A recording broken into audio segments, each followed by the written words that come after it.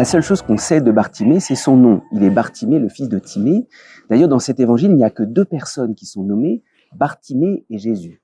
Et sans doute, c'est pas anodin, parce que c'est vrai, Bartimée a découvert quelque chose de sa relation personnelle avec Jésus que les autres n'ont pas découvert. Qu'est-ce que Bartimée a découvert?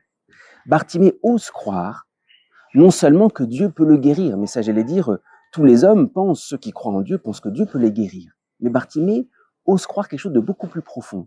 Il ose croire qu'il peut rencontrer Jésus en plénitude. C'est vrai, Jésus s'arrête, il lui parle, il converse, il dit ses désirs, ils sont comme face à face. Alors Bartimée ose croire, il va vers Jésus, qu'il peut le rencontrer en plénitude alors même qu'il est misérable.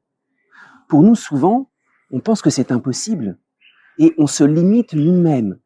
On pense qu'en raison de notre misère, c'est vrai, peut-être que Dieu peut nous guérir de loin, on croit ça. Mais le rencontrer en plénitude, dès maintenant, alors que nous sommes misérables, nous-mêmes nous mettons des limites. Et c'est ce que fait la foule.